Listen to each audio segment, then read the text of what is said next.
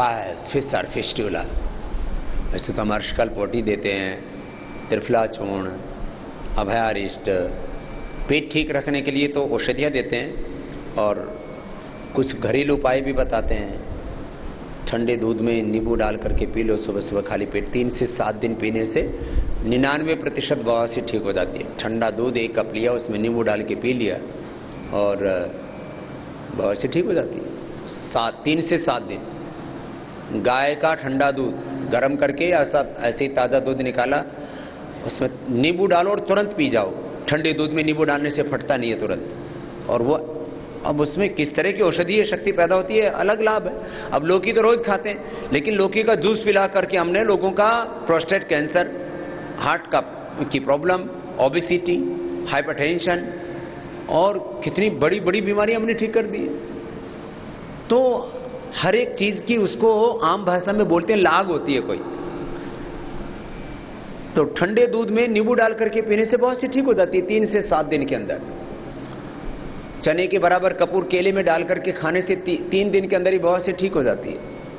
नीम की निमोली, बकायन, रसोंत, हरड़, ये 4 चीजें मिलाकर के हम पाउडर बनाने के लिए बोलते हैं और कहते हैं भाई 1-1 चम्मच सुबह शाम खा लो। कितनी भयंकर बवासीर ठीक हो जाती है। नीम की निमोली, बकायन, छोटी हरड़ और एक रसोंत होती है, उससे ठीक हो जाती है। एलोवेरा जूस ही पीने से बवासीर और पायल्स, फिसर, फिस्टुला तक अच्छा हो जाता है।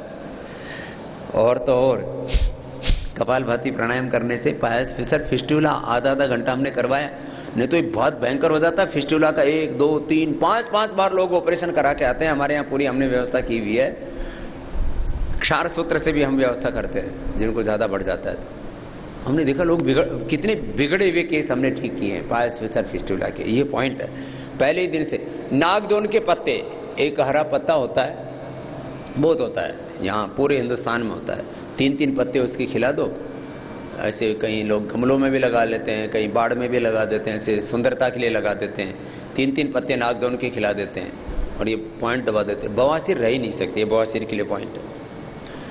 कब्ज नहीं रहनी चाहिए बवासीर वाले रोगी को। ये धातु रोगों के लिए, जिनको इनफर्टिलिटी है, जिनकी बंद ट्यूब है, यहाँ दबाने से खुल जाती है। देखो ये माताएं बहनें इसलिए तो यहाँ चूड़ियाँ पहनती हैं। ये चूड़ियाँ कोई कमजोरी की निशानी थोड़ी है, मात्र श्रृंगार नहीं है। यहाँ चूड़ियाँ पहनने से ये पॉइंट दबते हैं। पैर में भी पहले कड़े पहनते थे, उसमें भी ये पैर में तो इनफर्टिलिटी की समस्या ही नहीं होती थी। माने जो प्रजनन तंत्र से संबंधित रोग होते हैं, मूत्र संस्थान से संबंधित रोग होते हैं, सेक्सुअल डिसऑर्डर्स हो या एक्सक्रीटरी सिस्टम की कोई भी प्रॉब्लम हो, वो यहाँ से ठीक हो जाती है। ये यहाँ आंतों का पॉइंट है, यहाँ दबाने से।